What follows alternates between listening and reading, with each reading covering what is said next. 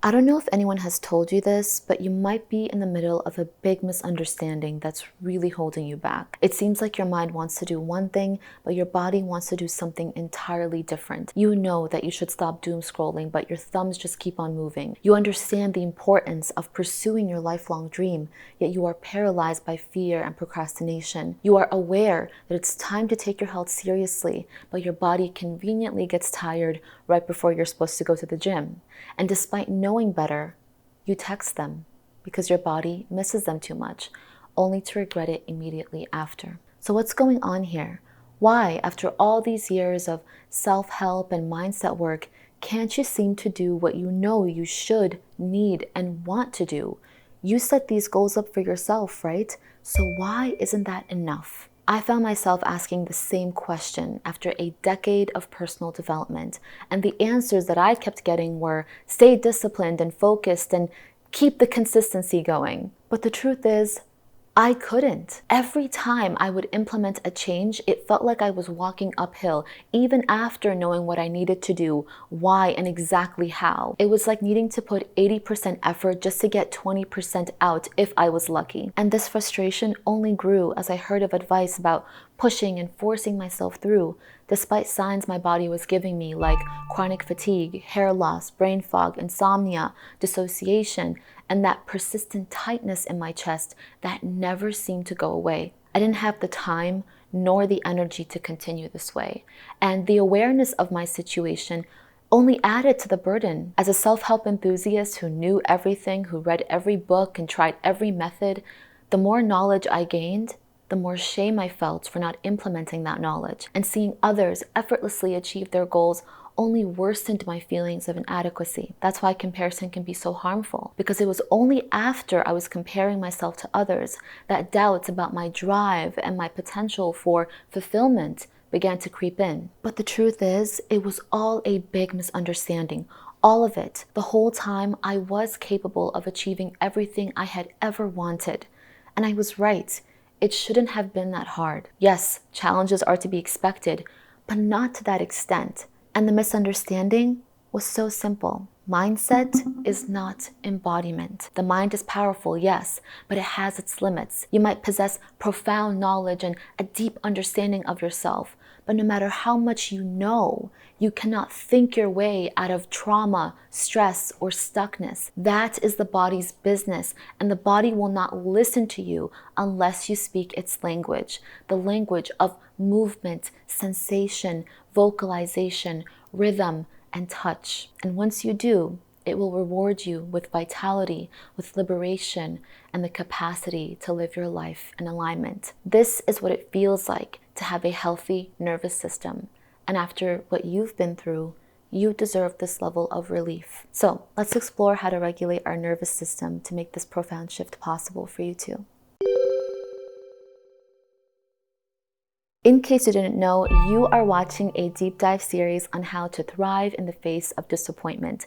In part 1, we discussed why disappointment needs to be taken seriously, especially for those who chronically experience it. We went into depth about the dark side of common advice and how to strike a balance between accepting a situation and exercising your agency. Part 2 was all about the myth of lowering expectations. We discussed its impact on emotional integrity and the development of self-trust, as well as how to avoid the cycle of self-gaslighting. In Part 3, I introduced resourceful resilience, the skill that allows you to turn any unfavorable situation into a favorable one without burning out along the way. I highly recommend that you watch the whole series from start to finish to get a holistic and nuanced understanding of how to thrive in spite of chronic disappointments. There are 8 videos in total that complement each other very nicely. However, you can also watch them individually in case you are drawn to a specific one.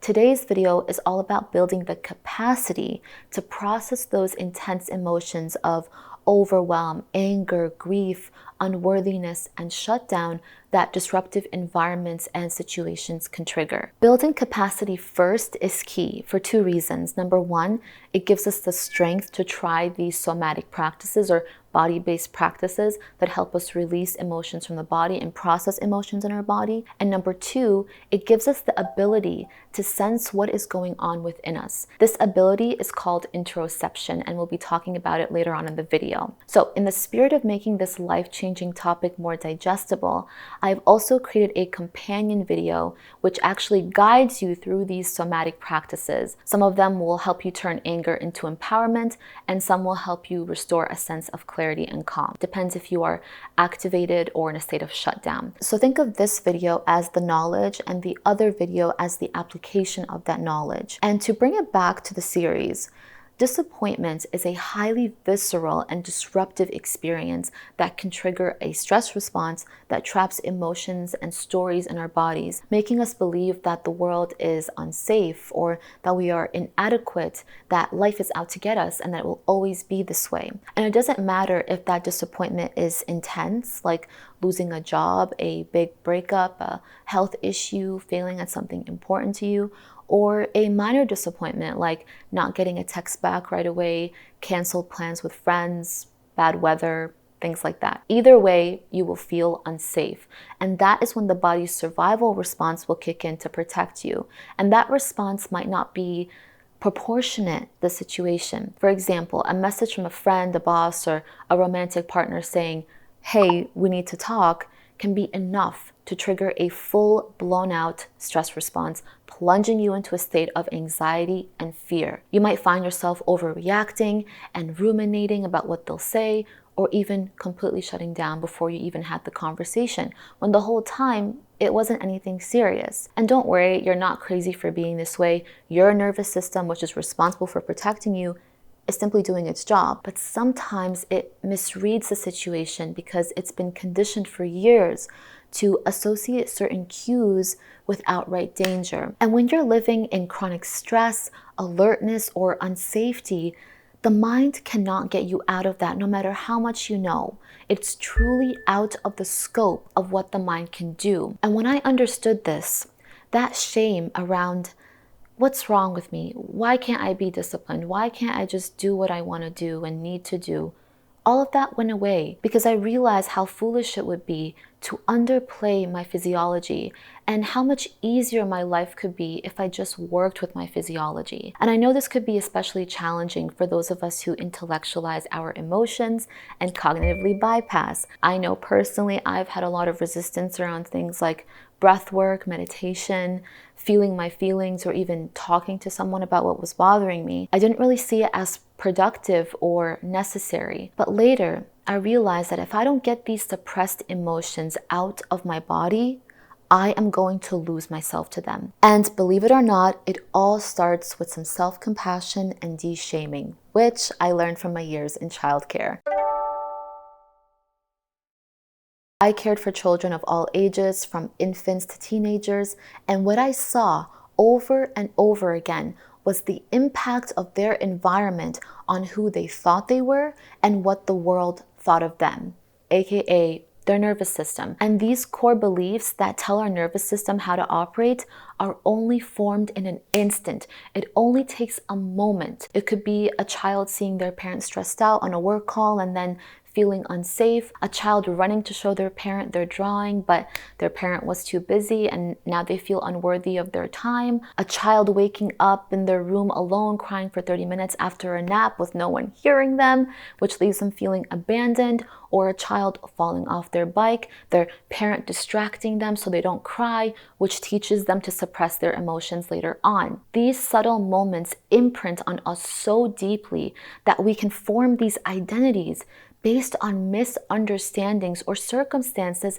that had nothing to do with us. And it was all thanks to these delightful children that I learned to be kind to myself. I had to, because I was once a child who also felt neglected, alone, and scared. And the only thing that I had in my toolkit was my survival response to keep me safe. So letting go of the shame, being compassionate and patient with yourself, is step 1. Step 2 is understanding the basics of the nervous system, signs it's dysregulated, and how to build the capacity to regulate it. In this video, we'll go over all of that, and then in the next video, I'll introduce some body-based practices that you can call upon to support you, and also some general lifestyle tips that help support your nervous system. Please keep in mind, this is a very rich topic with a science and medical background, so we are only scratching the surface today. But if you would like me to do more videos on this topic, please let me know in the comments. Okay, let's begin with what is the nervous system. The nervous system is a network of nerves that connects to our entire body, and it manages our interactions with the world. So it takes in information from the outside world through our senses and then decides what to do with that information. And it has two main parts: the central nervous system and the peripheral nervous system. The central nervous system, comprising of the brain and the spinal cord, handles thoughts, cognition, and movement, and the peripheral nervous system connects the central nervous system to the rest of the body and has two branches, the somatic and the autonomic systems. The somatic handles involuntary movements, and the autonomic regulates involuntary functions like how you respond to threats and how you calm down after that threat has passed. And what controls these states are the sympathetic and the parasympathetic systems. So when we feel threatened, the sympathetic system activates fight or flight responses by releasing adrenaline and cortisol. This revs up the body to deal with a real or even imagined threat. The parasympathetic system brings calm after a threat passes by conserving energy and slowing down our heart rate. Think of the sympathetic as the gas and the parasympathetic as the brake. Now, besides the fight or flight responses, there are two others which are less known, and they are fawn and freeze. So let's define all four responses and how they manifest in everyday life. The fight response is what it sounds like. It's you fighting the predator, standing your ground. And in modern life, it manifests as aggression, irritability, being on edge, or frustration and intolerance. Flight is running away from threat. In modern life, that looks like avoidance, panic, anxiety, constant worry, and aloofness. Fawn is appeasing the threat by seeming harmless and pandering. And in modern life, it manifests as excessive people-pleasing, a lack of boundaries, and codependency. The freeze response is unique as it involves both the parasympathetic and the sympathetic branches of the autonomic nervous system. So the gas and the brake of our nervous system are activated at the same time, so this glitch happens where we just freeze. When a person or animal faces a highly threatening situation and they're super overwhelmed and they can't fight, flee, or fawn their way out of it, they freeze to process what's going on or to even play dead in hopes that the threat will go away. This manifests as a sudden decrease in heart rate and an overwhelming sensation of being immobilized by fear or overwhelm. In modern life, this includes emotional numbness, dissociation, feeling stuck, brain fog, procrastination, doom scrolling, difficulty speaking, trouble regulating your body temperature, or missing cues like hunger, thirst, or having to use the bathroom, clumsiness, and chronic fatigue. All survival responses that we talked about, fight, flight, freeze, and fawn, are very taxing on the body, but freeze can be especially hard to spot because we've adapted it to modern life pressures, turning it into functional freeze. Functional freeze isn't about physically freezing like in a life or death situation where your nervous system just needs to stop. It's a mental and emotional standstill. It's feeling mentally checked out or disconnected despite being physically present. So constant notifications, headlines, deadlines, social media comparisons, the latest self-help trend can all act as micro stressors that compile over time and nudge your brain toward this subtle shutdown. And unfortunately, there's a lot of shame and confusion associated with being stuck in functional freeze because externally you might seem fine, you might be working, you might be going out with friends, maybe even exercising, but internally you know that it's taking everything you've got to keep it all together, and you can't seem to justify why that is. All of these are signs of a dysregulated nervous system, meaning you are constantly in a state of activation, shutdown, or alternating between the two of them. Now, the good news is neuroplasticity is a thing, meaning we can rewire our mind-body connection well into adulthood, and we can do this by first regulating our nervous system. But before we can even do that, we have to build capacity. So let's get into how we can do that. There are two ways that you can regulate your nervous system. One is through self-regulation and the other is through co-regulation. Co-regulation is regulating your nervous system with the help of another, and this could be sharing how you feel with your words or non-verbally through eye contact, hugging, touch, or simply being present with someone. It could even be with a pet. Pets are wonderful for helping us calm down and feel loved when we are unable to manage our experiences alone. Co-regulation is a major part of being human. We are social creatures who are interdependent on each other, so we are wired to connect and recover together. So please use this. If there's someone around you who you love and trust and who feels the same way about you and wants to be there for you, let them be there for you. It's one of the best things that you can do for yourself and even for them. In times where there's no one around or you prefer some space, you could self-regulate, and we've all been doing this since birth. The question is, have we been doing it in a healthy way? This is an important question because for many of us, the answer is not all the time. And this could have looked like soothing ourselves through addiction, dopamine chasing, or holding on to beliefs that give us comfort now, but we know will hurt us later. And we do this for a reason. One we discussed earlier, which is being in a chronic survival stress state, and the other is being out of touch with ourselves. This is where developing interoception comes in. Interoception is the ability to sense and be aware of what is happening inside of our bodies. It is often considered the hidden sense, and it is crucial for emotional regulation and maintaining homeostasis, which is that steady balance within our bodies. Interoception helps us build capacity, and capacity allows us to try things like breath work and yoga and mindfulness and meditation and working out and getting into a healthy relationship without activating or shutting down completely. So think of it as self-awareness for the body. And you can imagine how useful this is in recognizing and managing these stress responses that we addressed earlier. My favorite thing about interoception is how innate it is. It is something that we all know how to do, but we might have lost touch with over time. But that's no problem. We can always get it back and get it back better than before. So let's talk about how we can do that. Remember earlier I mentioned the importance of speaking the body's language? Well, if we want to embody our mindset and all that higher knowledge that we have to convince our bodies that it is safe to do so.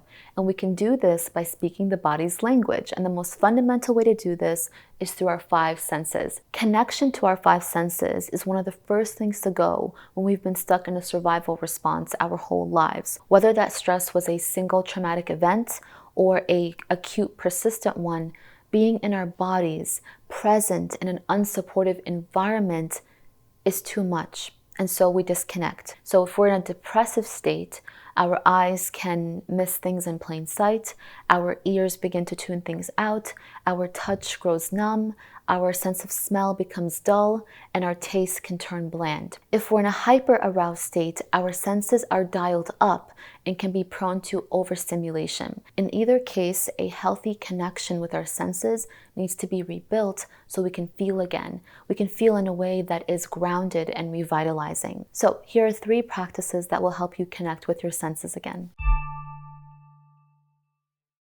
The first one is orienting. Orienting is a technique used in somatic experiencing therapy, and it involves consciously directing your attention to your immediate environment with this open curiosity. So gently observing the room around you or your surroundings using your 5 senses. We do this naturally all the time when we're people watching at the park, admiring snowfall, lighting a candle. Bringing that soft, curious attention to more experiences can be really nice. It can be really healing. So you might look around to see what's in the room, listen to the sounds around you, or notice the feeling of your feet on the ground. If you were to paint what you were seeing, what details would you capture? What do you see? Vibrant hues, soft light, intricate patterns. What do you hear? Singing birds, the whispers of the wind, your steady breath. Do you feel the gentle warmth of the sun on your skin?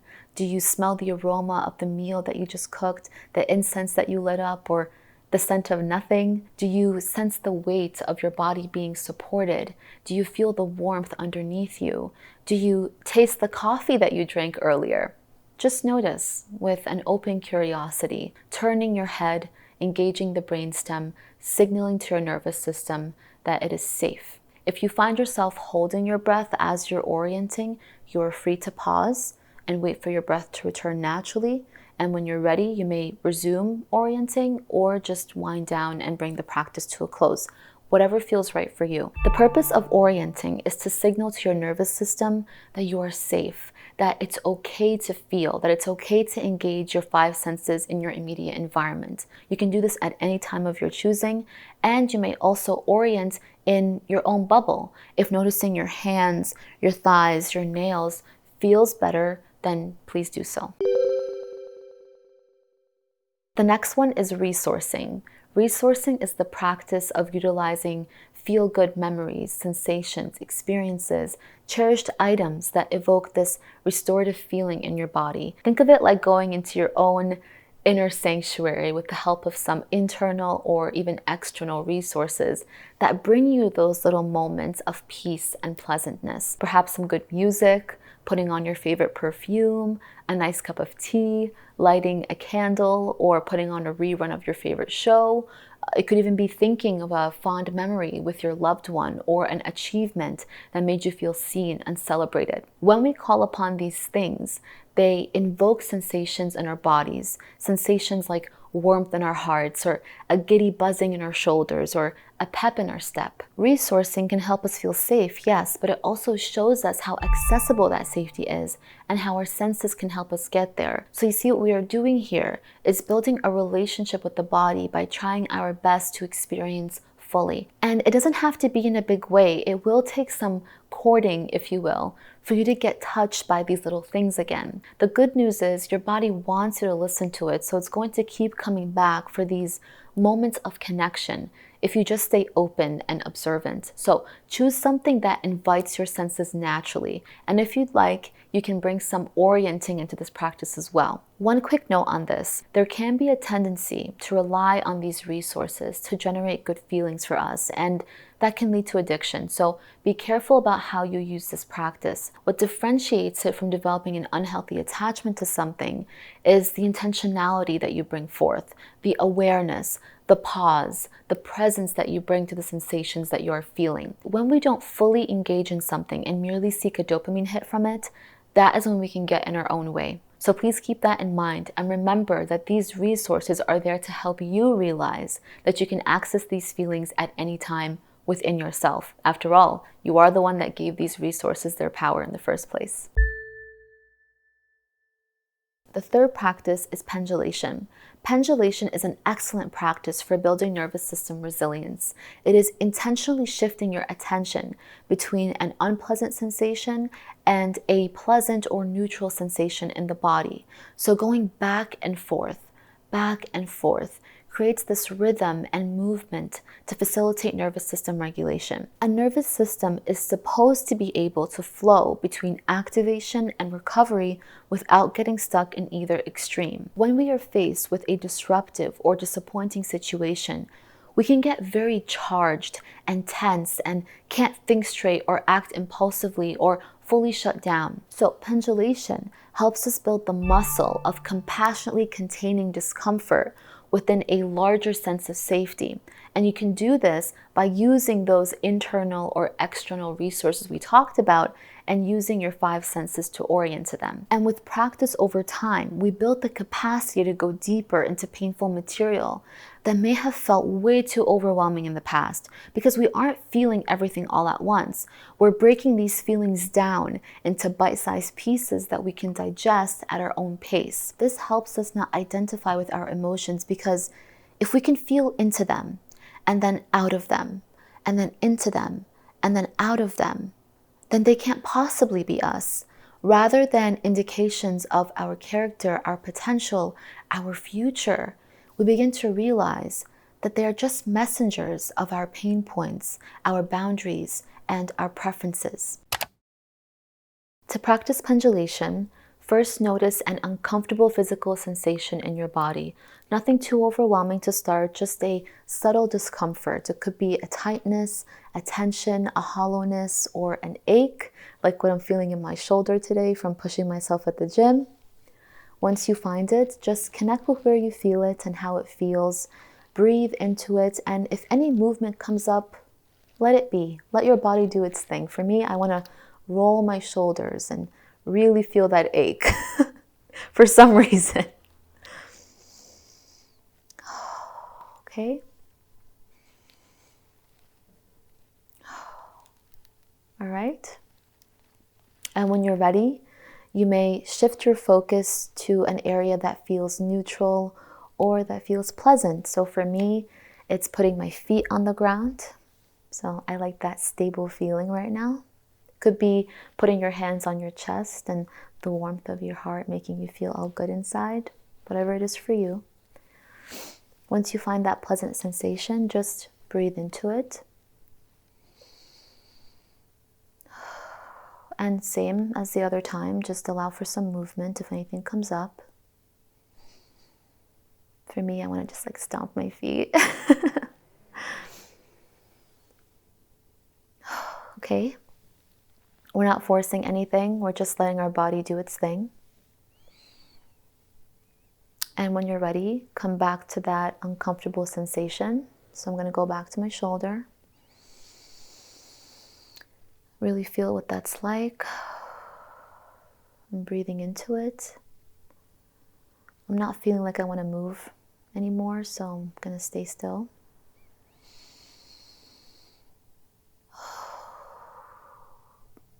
And then come back to the neutral or pleasant sensation. I'm feeling my feet on the ground. I'm spreading my toes, and they're kind of dancing a little bit. I'm kind of feeling like swaying from side to side, like there's a rhythm happening. So I'm going to lean into it. And then come back to the discomfort.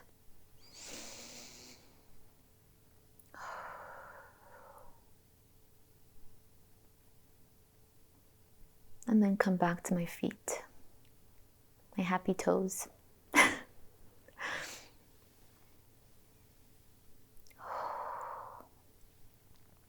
And that's it. You just keep doing this until you want to stop. And eventually you'll notice that it gets easier. It gets easier not to focus on the pain anymore. When I was first experimenting with this practice, I could only give my uncomfortable feeling like a second of my attention before I got overwhelmed. But the more I did this, the more my tolerance grew, and I was able to pendulate between both feelings, and this rhythm came about that soothed me. So that's the whole point of this exercise. Try your best to approach this with compassion. Being in pain, whether it's a big pain or a small pain, an emotional or physical one, is hard already. There's no need to add to it by judging it for being there. And ironically, the more curiosity and presence you have for these discomforts in your body, the more resilient you become. So just notice. Noticing is letting your body know that you are listening. And the more you notice and the more you are listening, the more your body will tell you what it needs to feel better.